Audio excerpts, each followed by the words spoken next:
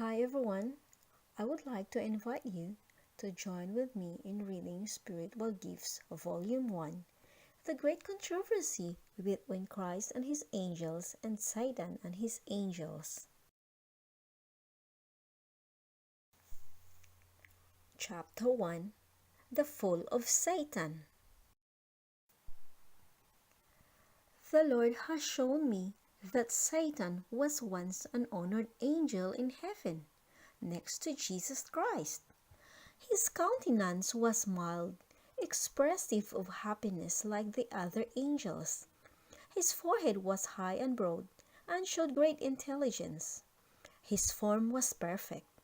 He had a noble, majestic bearing. And I saw that when God said to his Son, "Let us make man in our image," Satan was jealous of Jesus. He wished to be consulted concerning the formation of man. He was filled with envy, jealousy, and hatred. He wished to be the highest in heaven next to God, and receive the highest honors. Until this time all heaven was in order, harmony, and perfect subjection to the government of God. It was the highest sin to rebel against the order and will of God. All heaven seemed in commotion. The angels were marshaled in companies with a commanding angel at their head. All the angels were astir. Satan was insinuating against the government of God, ambitious to exalt himself, and unwilling to submit to the authority of Jesus. Some of the angels sympathized with Satan in his rebellion, and others strongly contended for the honor and wisdom of God in giving authority to his Son. And there was contention with the angels.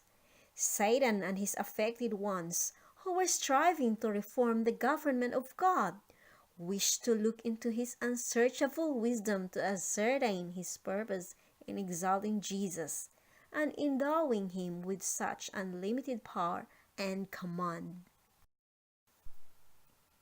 They rebelled against the authority of the Son of God, and all the angels were summoned to appear before the Father to have their cases decided.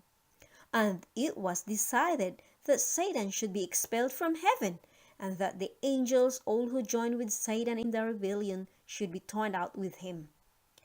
Then there was war in heaven. Angels were engaged in the battle. Satan wished to conquer the Son of God and those who were submissive to his will. But the good and true angels prevailed, and Satan with his followers were driven from heaven. After Satan was shut out of heaven with those who fell with him, he realized that he had lost all the purity and glory of heaven forever. Then he repented and wished to be reinstated again in heaven. He was willing to take his proper place or any place that might be assigned him. But no, heaven must not be placed in jeopardy. All heaven might be marred should he be taken back. For sin originated with him, and the seeds of rebellion were within him. Satan had obtained followers, those who sympathized with him in his rebellion. He and his followers repented, wept, and implored to be taken back into the favor of God. But no, their sin, their hate, their envy, and jealousy had been so great that God could not blot it out. It must remain to receive its final punishment. When Satan became fully conscious that there was no possibility of his being brought again into favor with God, then his malice and hatred began to be manifest. He consulted with his angels, and a plan was laid to still work against God's government. When Adam and Eve were placed in the beautiful garden, Satan was laying plans to destroy them. A consultation was held with his evil angels. In no way could this happy couple be deprived of their happiness if they obeyed God.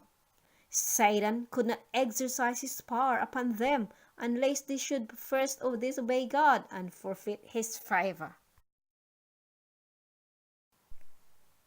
They must devise some plan to lead them to disobedience that they might incur God's frown and be brought under the more direct influence of Satan and his angels. It was decided that Satan should assume another form and manifest an interest for man. He must insinuate against God's truthfulness, create doubt whether God did mean as he said.